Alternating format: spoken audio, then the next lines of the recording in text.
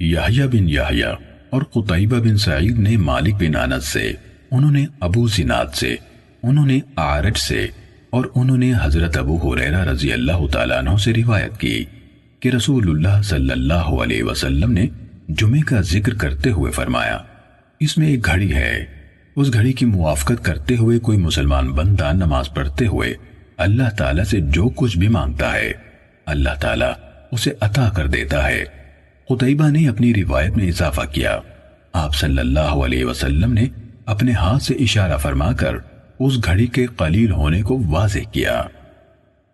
صحیح مسلم حدیث نمبر 1669۔ ایوب نے محمد سے، انہوں نے حضرت ابو ہریرہ رضی اللہ تعالیٰ عنہ سے روایت کی، انہوں نے کہا ابو القاسم صلی اللہ علیہ وسلم نے فرمایا، بے شک جمعے کے دن میں ایک گھڑی ہے، کوئی مسلمان بھی کھڑا نماز پڑھتے ہوئے اس کی موافقت کر لیتا یعنی اسے پا لیتا ہے، اور اللہ تعالیٰ سے کسی خیر کا سوال کرتا ہے تو اللہ تعالیٰ اسے وہی خیر عطا کر دیتا ہے۔ اور آپ صلی اللہ علیہ وسلم نے ہاتھ سے اس کے قلیل اور کم ہونے کو بیان کیا۔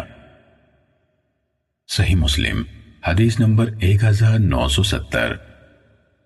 ابن عون نے محمد سے، اور انہوں نے حضرت ابو ہریرہ رضی اللہ تعالیٰ عنہ سے روایت کی، انہوں نے کہا ابو القاسم صلی اللہ علیہ وسلم نے فرمایا، آگے اسی سابقہ حدیث کے مانند ہے۔ صحیح مسلم حدیث نمبر 1971۔ سلمہ بن علقمہ نے محمد سے، اور انہوں نے حضرت ابو ہریرہ رضی اللہ تعالیٰ عنہ سے روایت کی، انہوں نے کہا ابو القاسم صلی اللہ علیہ وسلم نے فرمایا، آگے اسی سابقہ حدیث کے مانند ہے۔ صحیح مسلم حدیث نمبر 1972۔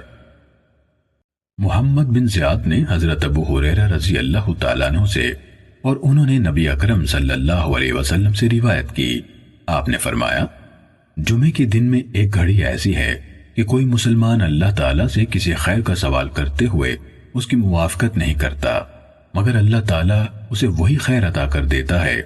فرمایا، یہ ایک چھوٹی سی گھڑی ہے۔ صحیح مسلم حدیث نمبر 1973۔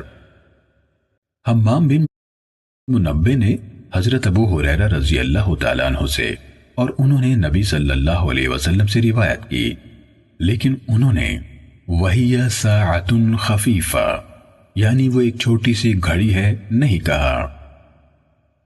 صحیح مسلم حدیث نمبر 1974۔